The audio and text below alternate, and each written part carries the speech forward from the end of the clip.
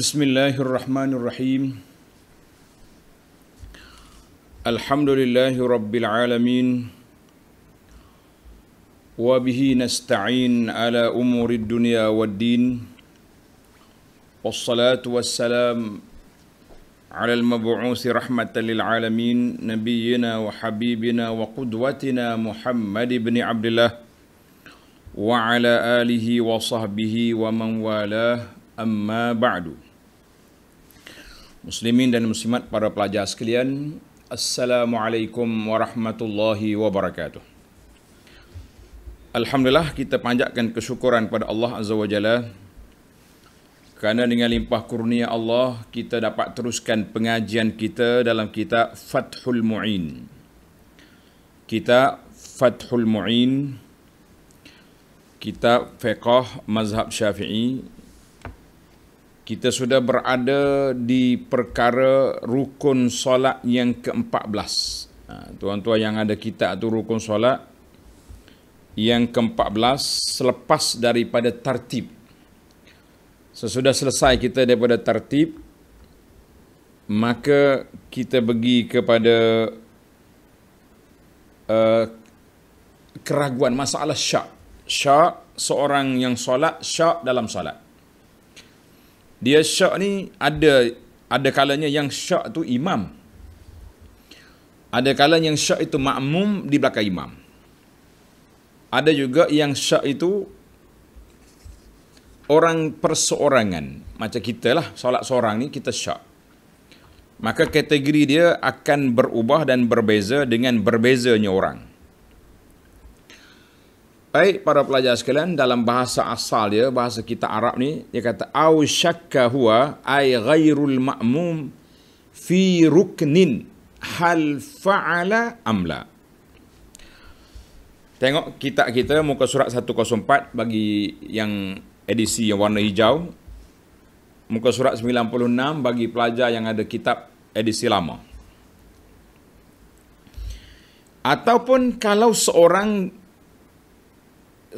lain daripada makmum. Seorang daripada makmum.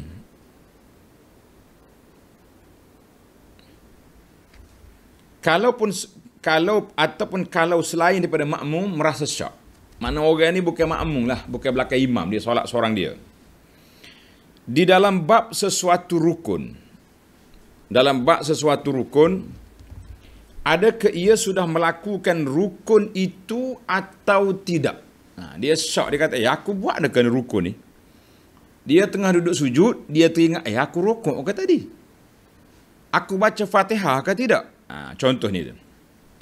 Seperti ia syak walhal ia dalam rukuk. Mana dia sedang dalam keadaan rukuk, adakah dia sudah membaca Al-Fatihah atau tidak?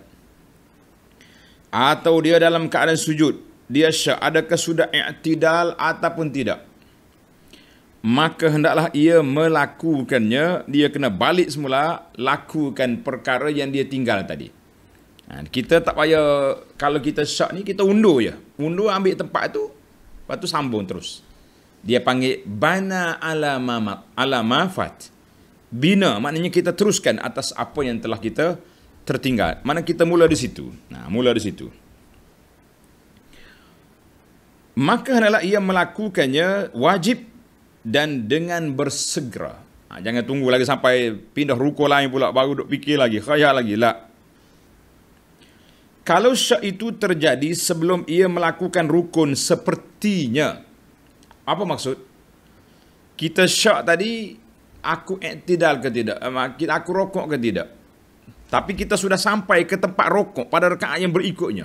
Ataupun kita syak baca Fatihah ke tidak, sedangkan kita sudah naik kepada rakaat yang berikutnya. Apa jadi?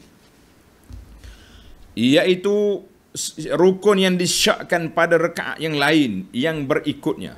Syak rakaat lain yang berikutnya. Dan kalau ia tidak, yakni orang itu tidak teringat. Dia tak teringat, dia tahu ada benda terlupa, tapi kat mana?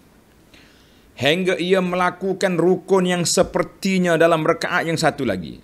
Contohlah tadi, kita sudah naik rakaat yang kedua, kita pun mikir, rakaat yang pertama tadi baca Fatihah ke tidak? Sedangkan kita sekarang ni sudah berada di tempat Al-Fatihah. maka adalah memadai baginya, yakni memadai bagi mengganti rukun yang tertinggal yang dilupai itu sampai ia melakukannya. Misalnya, contohnya, ia tertinggal rukuk rakaat yang pertama. Dia tertinggal rukuk pada rakaat yang pertama. Dan teringat waktu melakukan rukuk rakaat yang kedua. Masya Allah. Satu rakaat sudah habis.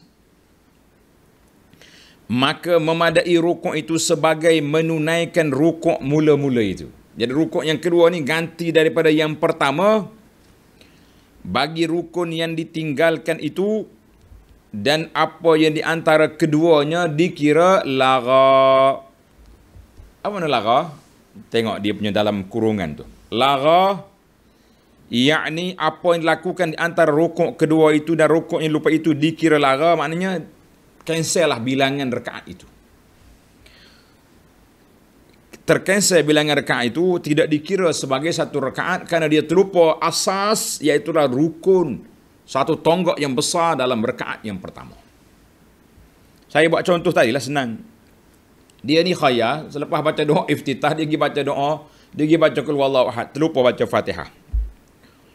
Sampai kepada dia naik kepada rakaat yang kedua, aku baca Fatihah ke tidak tadi rakaat yang pertama? Maka dia pun bacalah Fatihah dalam rakaat yang kedua. Maka rakaat yang pertama tadi dikira lara, makna cancel. Tak ada kiraan rakaat. Sebab dia lakukan rokok, sujud semua tu tidak sah kerana rukun Fatihah tertinggal dalam rakaat yang pertama. Maka Fatihah yang dibaca pada rakaat kedua itu yang dikira mula-mula. Dan inilah rakaat yang pertama bagi dia. Habis apa dia kena buat? Ini semuanya, yakni hukumnya begitu bila orang yang sembahyang itu mengetahui tentang ain. Ain tu tempat rukun yang ditinggalkan itu. Maknanya dia tahu, memang dia confirm dia tinggal Fatihah. Dan mengetahui juga tempatnya, yakni ia tahu bahawa yang dia syak itu adalah rukuk atau sujud, dan pada tempatnya, yakni dalam rakaat yang pertama atau rakaat yang kedua. Mana orang ni dia confirm dia tinggal pada rakaat yang lepas. Maka digantikan dengan perbuatannya pada rakaat yang berikut, dan rakaat yang sebelumnya lara. Makna lara? Makna kosong. Tidak dikira rakaat. Tidak dikira rakaat. Dan solat dia tidak batal. Itu yang pentingnya. Solat dia tidak batal dan dia boleh teruskan solat. Baik. Itu kategori orang yang tahu di mana tempat dia lupa. Kategori orang yang mengetahui di mana tempat dia terlupa. Maka kalaulah ia tidak tahu, kita pergi kepada dia tak tahu. Maka manakala kalau dia tidak tahu ain rukun, maknanya di manakah rukun yang dia terlupa itu, dan memungkinkan bahawa yang tertinggal atau yang disyakkan itu adalah niat. Masya Allah, aku takbir tadi niat kau tidak? Sudah. Atau ianya adalah takbiratul ihram. Aku takbir ihram ke tidak tadi? Batal sembahyangnya. Sebab apa? Sebab dia belum masuk solat lagi. Bagaimana kita nak bina yang sebelumnya? Dia belum masuk solat lagi. Dia tak niat, dia tak takbiratul ihram. Mana kalau tak masuk lagi, maknanya dia belum, kalau kereta orang panggil tak start engine lagi. Macam mana nak tukar gear? Itu ibarat yang mudah, analogi mudah untuk para pelajar faham. Orang yang tak niat, orang yang tidak takbiratul ihram, ibarat kita naik kereta belum start engine. Boleh berjalan tak? Tolak jalan lah, tapi secara automatik, secara engine-nya tak berjalan lah dia. Itu maksud dia. Maka batal sembahyangnya. Mungkin timbul dalam kepala sebahagian jemaah, niat tu macam mana Ustaz Abu Anas? Kaifan niyah? Bagaimana niat? Niat tu adalah hati. Tak perlu kita kata usalli, tak kata usalli pun sah. Yang pentingnya waktu kita angkat takbir, kita teringat dalam hati kita ni, aku salat fardu zuhur, aku salat fardu maghrib, sah. Dan di sini Di dalam bab terlupa atau syak tentang takbiratul ihram dan niat, tidak disyaratkan perceraian yang lama dan lalunya satu rukun. Tak payah baca satu rukun lah. Ingat tak takbiratul ihram lagi, automatik batal. Ingat tak niat lagi, automatik dia punya batal. Kena berhenti, angkat takbir semula. Atau memungkinkan bahawa yang tertinggal atau disyaki itu salam. Andai kata dia tak terlupa aku beri salam keadaan ni, maka hendaklah ia memberi salam bila sahaja teringat, walaupun masa perceraiannya lama, mengikut pendapat yang aujuhnya. Pendapat yang aujuh, yakni pendapat yang kuatnya. Contohnya orang ni, dia akhir dah, dia sudah baca tasyahud, sudah doa, sudah selawat kata Nabi SAW. Kemudian dia pun terbatuk. Batuk kuat-kuat. Dia pun pakai kapal, dia ambil air minum. Sudah relax baik. Aku tak salam tadi. Berhenti, orang panggil emergency. Boleh dia kata, Assalamualaikum warahmatullahi. Assalamualaikum warahmatullahi. Boleh dia bagi salam. Itu ya. Yakni ia tidak melakukan sujud sahwi kerana itu tidak tempatnya. Sebab bila salam maka sembahyangnya sudah selesai. Bagi mazhab Syafi'i, orang yang terlupa salam, kemudian bila dia bagi salam je, tak payah sujud sahwi. Sebab sujud sahwi dalam mazhab Syafi'i qabla salam. Dalam mazhab Syafi'i, sujud sahwi bila? Sebelum salam. Mazhab lain senang. Abu Hanifah contohnya, mazhab dia semua sujud sahwi selepas salam. Kita yang Syafi'i ini sebelum salam. Maka oleh kerana tempat sujud tu telah tamat, jadi tak payah sujud lagi. Alhamdulillah, harapnya para pelajar boleh memahami apa yang diperbincangkan ini, insya-Allah. Baik, atau. Dia punya atau ni banyak au. Bahasa Arab kata au. Au makna atau. Atau. Kalaulah yang tertinggal atau disyakkan itu lain daripada keduanya, lain daripada takbiratul ihram dan niat, juga salam. Sebab takbiratul ihram dan niat tu memang tak sah awal lagi. Tak salam maknanya orang ni tak keluar secara rasmi daripada solat. Maka hendaklah ia mengambil dasar yang lebih bercermat. Dan hendaklah ia membinakan sembahyangnya atas apa yang dilakukan itu. Maknanya kita bina, artinya kita undur balik ke belakang, ambil yang tertinggal, bawa terus. Misalnya, seseorang itu dalam sujud, kemudian dirasakan bahawa dia tertinggal Al-Fatihah. Dia tengah sujud, Subhana Rabbiyal A'la, Subhana Rabbiyal A'la, astagfirullah. Aku tak baca Fatihah lah tadi. Sudah. Apa nak buat? Maka hendaklah ia bangun berdiri. Tak payah dia habiskan dia punya zikir, terus dia bangun, tak payah takbir apa dah, pakai bangun terus. Kemana? Berdiri dan membaca Al-Fatihah, dan ia membina sembahyangnya mulai dari Al-Fatihah itu. Sebab dia confirm dia sudah niat, sudah takbiratul ihram dan niat. Maka kita mula di mana? Kita mula di Al-Fatihah. Iaitu ia rokok, i'tidal dan seterusnya. Maknanya selepas dari Fatihah tu rokok semula, i'tidal balik, kemudian turun sujud.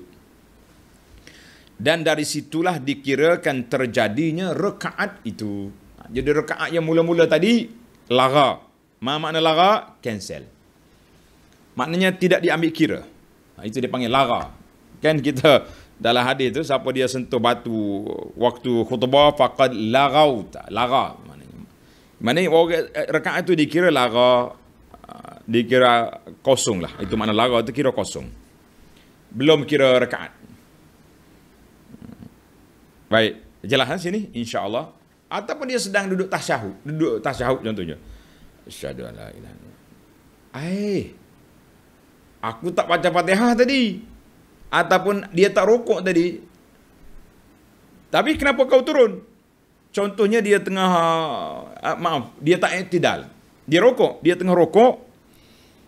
Tiba-tiba sakit kaki ke macam mana, gaut datang, pop, dia duduk selalu. Sepatutnya lepas rokok kena i'tidal kan? Maka tengah duduk dia tasyahud, astagfirullah, aku tak i'tidal. Dia terus je bangun. Berdiri, bangun rokok, kemudian dia i'tidal. Lepas tu baru duduk. Maknanya itu dipanggil bana. Kita bina, maknanya kita sambung di atas tempat yang kita break, yang kita tertinggal itu. Dan hendaklah ia mendapatkan apa yang baki lagi daripada sembahyang itu sampai sempurnalah bilangan rukun dan rakaatnya.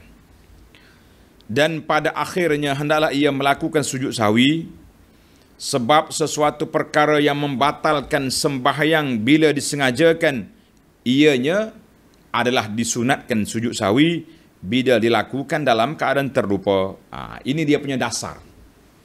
Dasar dianya, mana-mana amalan dalam solat, kalau kita buat secara sengaja batal, kita buat kerana terlupa tidak batal, tapi sunat dijabarkan dengan sujud sahwi, nak tampal balik tempat-tempat cari koyak yang kita telah lakukan dalam solat kita tadi. Wadah? Naam. Sedap bahasa Arab kata. Naam illam yakunil mathal minas salat kasujudi tilawatin lam yujzi'hu. Benar, memang benar.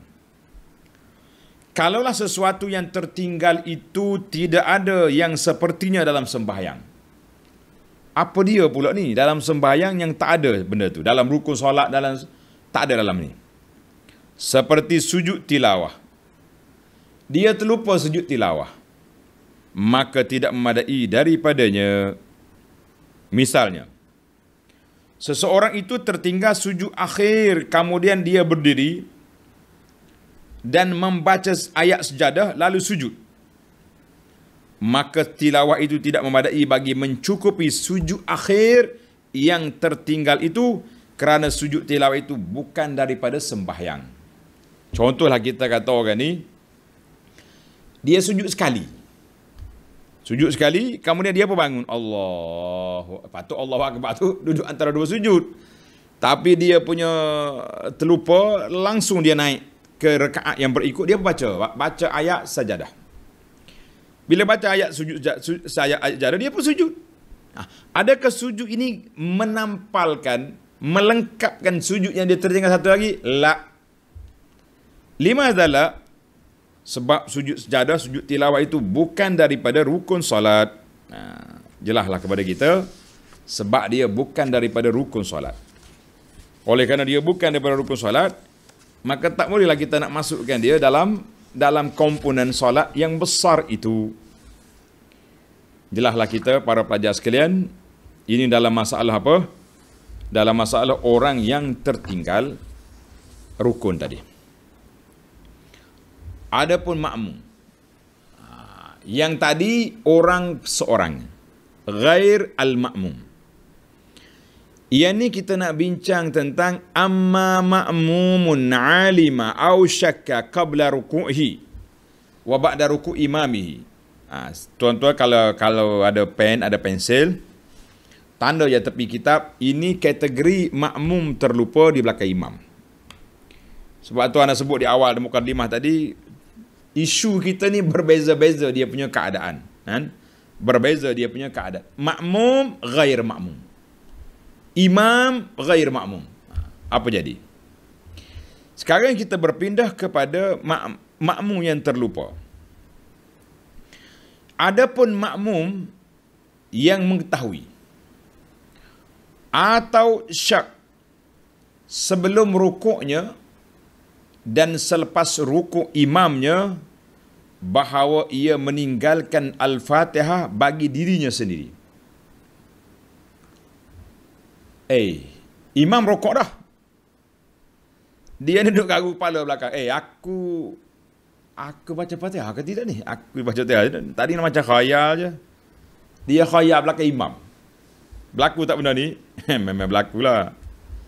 Macam-macam musim khayal sekarang ni kan? Bila dia baca macam ni, maka hendaklah ia membaca Al-Fatihah dahulu dan kemudian bersegera mengikuti salat sembahyang di belakang imamnya itu.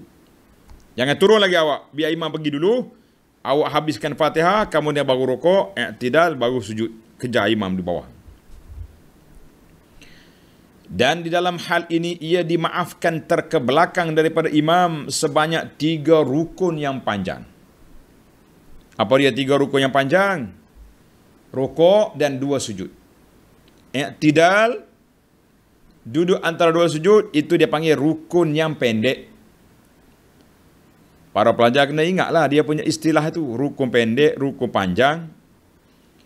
Maka diberi kemaafan, makmum ini delay sehingga 3 rukun yang panjang. Mana awak habiskan Fatihah, kita habis Fatihah, imam sudah duduk di sujud yang kedua. Maka itu rukun yang ketiga tu.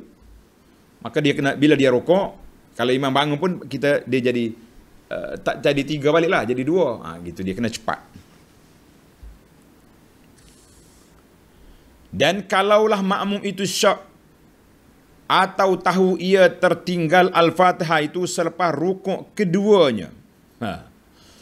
Maknanya imam dah rukuk, makmum pun sudah rukuk di belakang imam. Tengah duk rukuk, mari dalam kepala dia, aku tak baca Fatihah ni, macam mana? Lagu mana kena buat? Adakah dia boleh bangun atau tak boleh? Sebab di belakang imam. Yakni selepas ia dan imamnya rukuk, tuan-tuan tanda. Keadaan ini, maka janganlah ia kembali kepada qiyam bagi membaca Al-Fatihah itu. Tak boleh dah. Dia tak boleh langgar imam, dia kena ikut terus je imam. Bahkan, hendaklah ia mengikuti imamnya sembahyang dan ia sembahyang serakaat lagi selepas salam imamnya. Sebab apa tu para jemaah? Sebab ia dikira, oleh kerana awak ikut imam, tak boleh nak bangun semula. Nanti terkejut makmum lagi. Kenapa awak bangun ni? Imam tertinggal ke apa benda? Jadi orang jadi syak. Menimbulkan was-was kepada makmum lain. Bahkan menimbulkan huru-hara dalam jemaah itu. Menimbulkan huru-hara dalam jemaah itu, maka jangan sekali-kali dia bangun. Habis saya tak baca Fatihah tadi, gimana? Awak teruskan solat dengan imam. Apabila imam bagi salam, barulah makmum ini tambah 1 rakaat lagi. Allahu Akbar, baca Fatihah, teruslah. Fatihah, rukuk, i'tidal, sujud. Kemudian dia tasyahud semula dan bagi salam. Maknanya dia kena tambah serakaat lagi selepas salam imamnya. Sesalah kita, alhamdulillah. Tamaklah isu makmum syak dalam solat. Makmum syak dalam solat.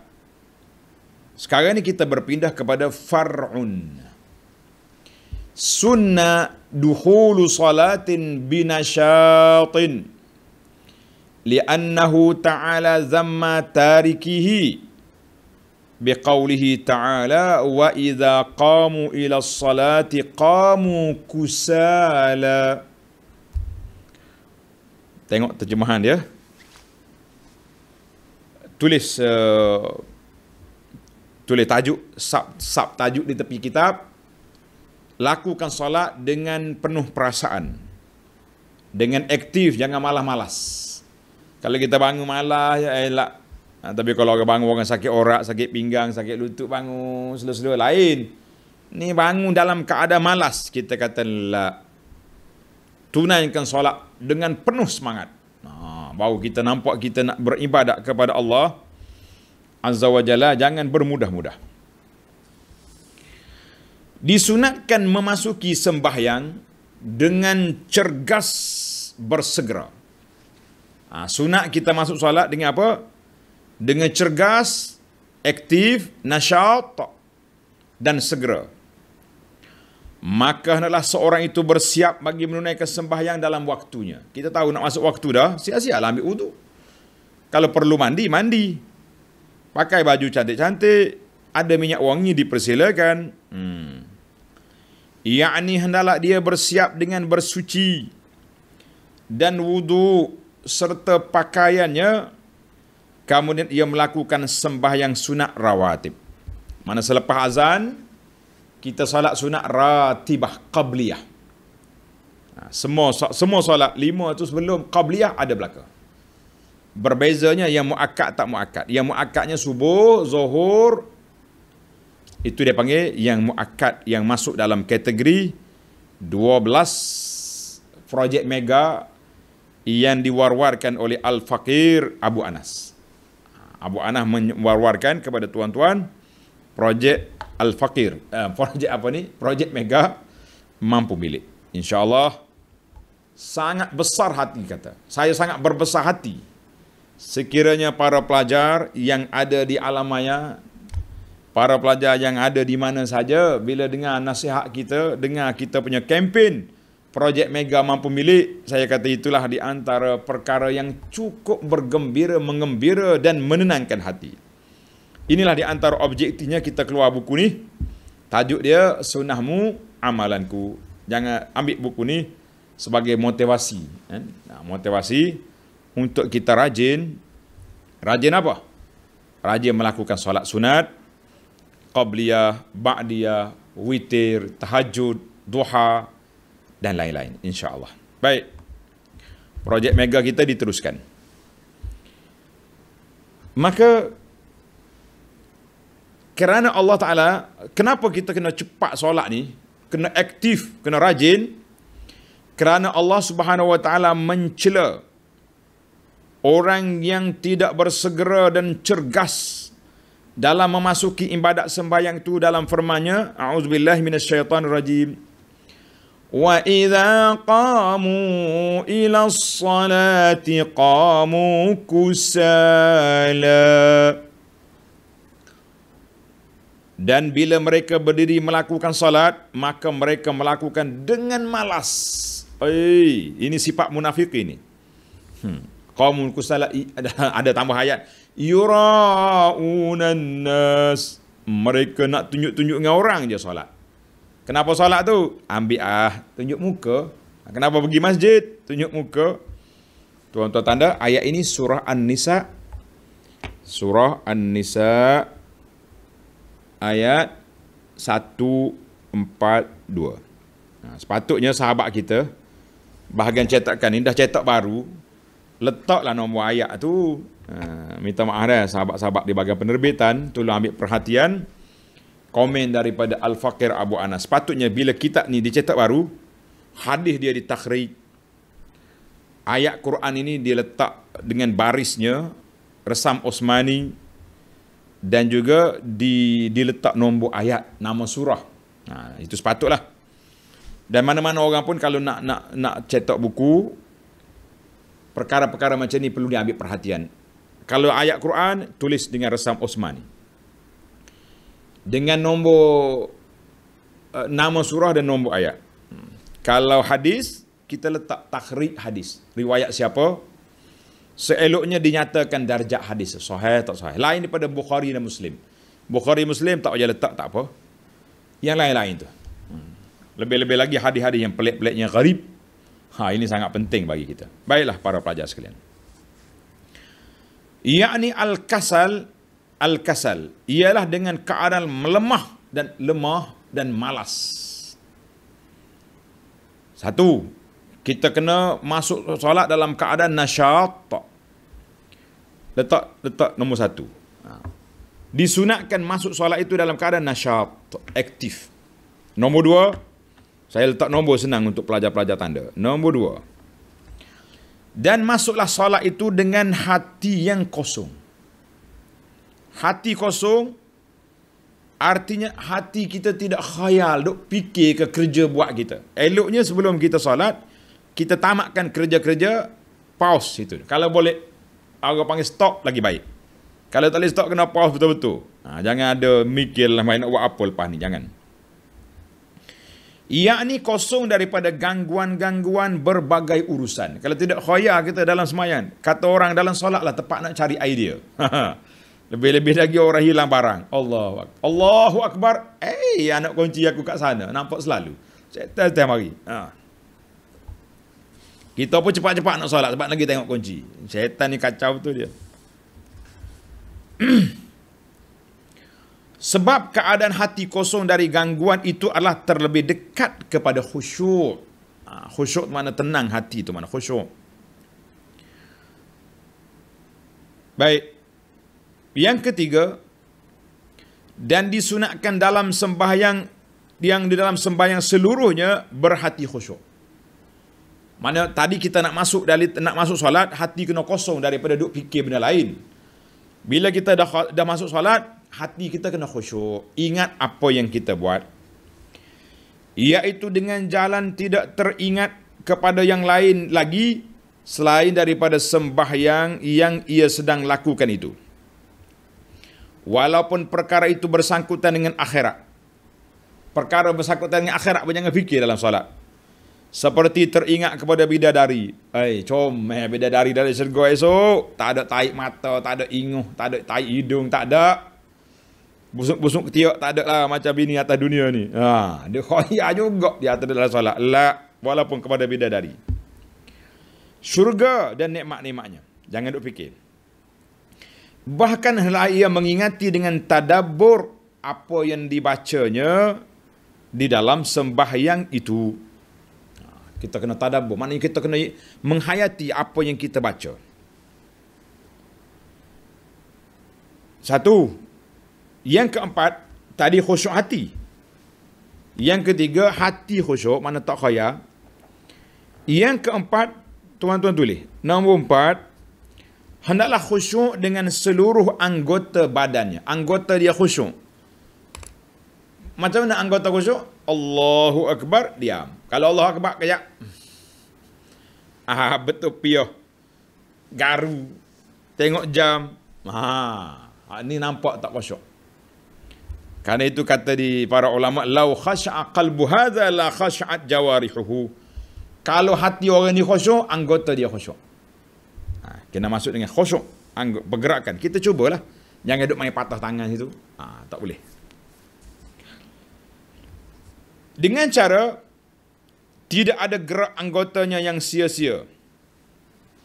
Dan itu yakni tuntutan kepada khusyuk hati dan anggota itu ialah kerana Allah Subhanahu wa taala memuji sifat itu di dalam kitabnya yang mulia dengan mereka yang melakukannya sebagaimana firman Allah taala, qad aflahal mu'minun alladzina hum fi salatihim khashi'un. Berjayalah orang-orang mukmin yang mereka itu adalah khusyuk dalam sembahyangnya. Tuan-tuan tanda, ayat ini surah Al-Mu'minun. Surah Al-Mu'minun ayat 1 dan 2. Dan kerana ternapi pahala sembahyang yang dengan tidak ada khusyuk. Kalau orang tak khusyuk, pahala dia pun hilang. Sebagaimana yang ditunjukkan dalam hadis-hadis yang sahih. Dalam hadis yang sahih, ia menyebut tentang kelebihan khusyuk. Di antara hadisnya, tuan-tuan tanda, dalam kitab kita ni tak ada, saya tambah dalam syarah. Innar rajula la yansarifu wa ma kutiba lahu illa ushru salatihi. Tus'uha, sumunuha, subu'ha, tus'uha, sudusuha, khumusuha, rubu'ha. Ila akhiri al-hadis. Dia maksudnya seorang yang selesai daripada solatnya ditulis baginya sepersepuluh pahala solatnya. 1/8, 1/7, setengah. Dia tengok kepada apa yang kita buat tadi. Yang kita khusyuk tak khusyuk tadi. Setara mana khusyuk, maka itulah darjat yang ditulis. Mana ada markah kita. Hadis ini riwayat Abu Daud dan Nasa'i. Al-Hafiz Al-Iraqi mengatakan sanadnya sahih. Alhamdulillah. Iraqi kata. Dan dalam hadis Muslim, Nabi kita sallallahu alaihi wasallam bersabda, fa in huwa qama fa shalla fa hamidallah wa asna alaih mamajjadahu billadhi huwa lahu ahlun wa farraga qalbahu lillah illa sarafa min khati'atihi ka hayatihi yawma waladatu ummuh. Sesungguhnya seorang yang berdiri dan solat serta memuji Allah Subhanahu wa taala, mengingatinya sebanyak-banyaknya, mengagungkannya dengan keagungan yang selayak baginya, serta mengosongkan hatinya bagi Allah Subhanahu wa taala, kecuali ia keluar daripada dosa-dosanya seperti keadaannya pada hari ibunya melahirkannya, tidak berdosa lagi. Hadza hadis sahih riwayat Imam Muslim. Banyak lagi lah tuan-tuan hadis-hadis tentang kelebihan khusyuk. Baik. Kita pindah pula kepada hadis yang sahih. Tuan-tuan letak stroke di kitab. Tulis tajuk dia. Tajuk dia cara mendapat khusyuk. Cara meraih khusyuk. Bagaimana kita nak khusyuk dalam solat. Ana akan baca ringkas lah sebab panjang, kalau tidak panjang huraian. Yang pertama, antara perkara-perkara yang menghasilkan rasa khusyuk ialah, yang pertama, letak nombor. Yang pertama, menghadirkan ingatan hati. Dia panggil hadir hati. Menghadirkan ingatan hati bahawa seseorang itu sedang berada di hadapan raja segala raja yang mengetahui yang rahsia dan yang lebih lagi rahsia. Maknanya Allah Ta'ala ni kita berhadap dengan dia tahu semua yang rahsia, yang tersembunyi, yang mengetahui sir, makna rahsia, akhfa lagi tersembunyi. Tuan tahu belaka. Dan ia sedang berbisik-bisik dengan Allah. Kita letak situ. Maknanya syarat pertama dapat khusyuk, kita kena menjiwai bahawa kita sedang berhadapan dengan Allah yang mengetahui segala rahsia, yang tersembunyi dan yang nyata lebih lagi lah. Bagi Allah Ta'ala samanya yang tu. Dan bahawasanya kadang-kadang mungkin ia mentajalikan ke atas hamba yang demikian itu dengan sifat qahar. Mana tajalli itu Allah Ta'ala bukalah kepada pandangan mata hati kita tu dengan sifat kekuasaan Allah Azza wa Jalla, kerana hamba itu tidak menunaikan hak rububiyahnya, hak ketuanannya, lalu ditolak sembahyangnya itu, wal'iyazubillah. Sebab apa? Kita tertinggal di atas tadi sikit. Dan juga kerana bagi, tengok balik semula ada ayat atas. Kerana tenapi pahala orang yang khusyuk itu sebagai dalam hadis yang sahih, dan juga kerana bagi ada sebahagian yang dipilihi oleh satu golongan daripada ulama. Tengok dia terjemahan. Sebahagian ulama mengatakan bahawa khusyuk itu adalah satu syarat bagi sah solat. Jadi kalau kita kata khusyuk itu syarat bagi sah solat, siapa tak khusyuk tak sah lah solat dia tu.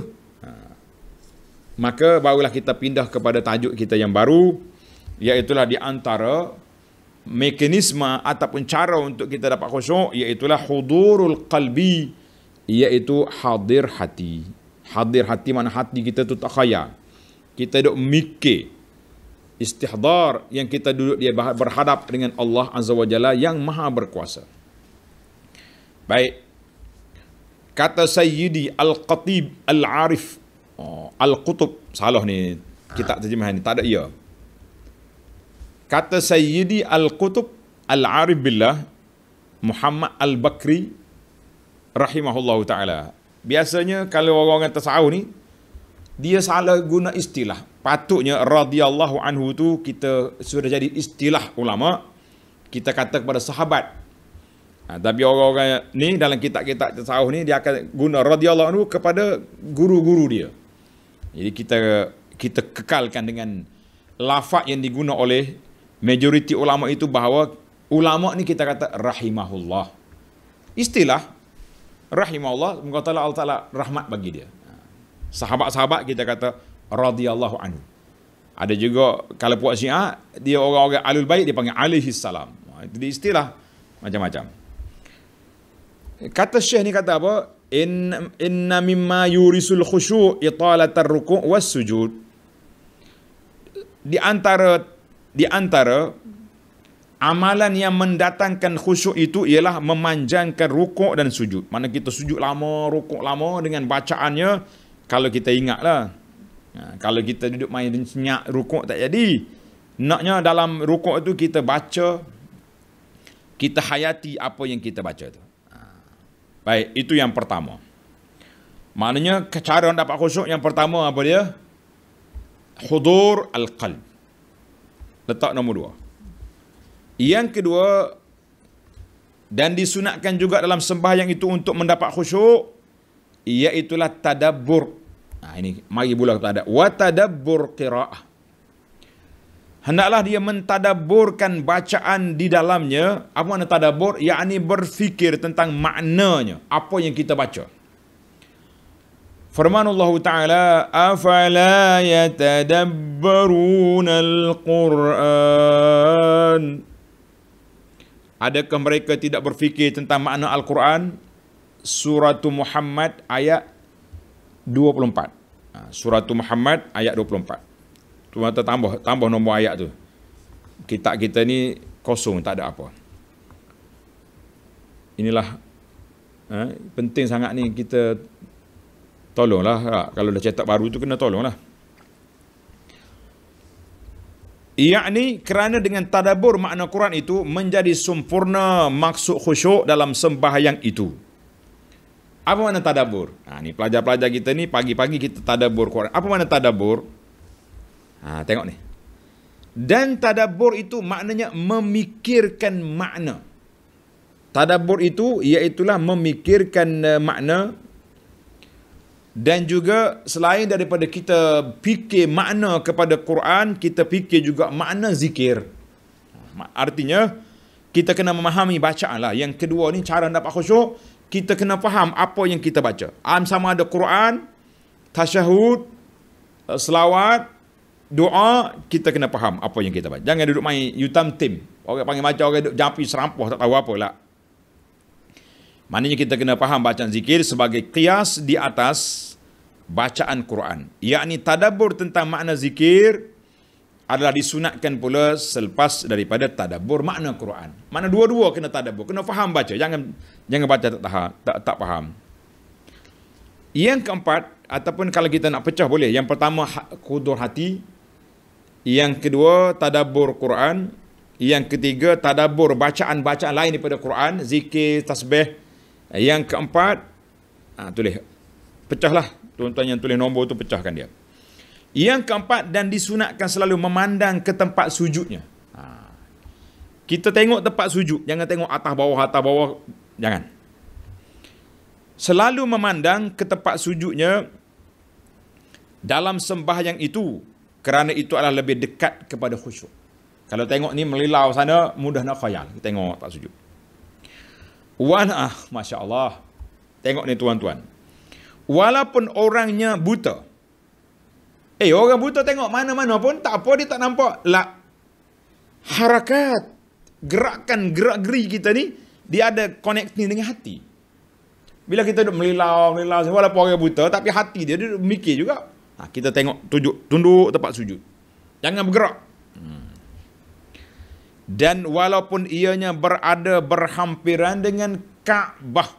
Ni ramai orang tanya ni, Ustaz, kalau kita solat depan Kaabah, nak tengok Kaabah ke tengok tempat sujud? Jawabnya, tengok tempat sujud.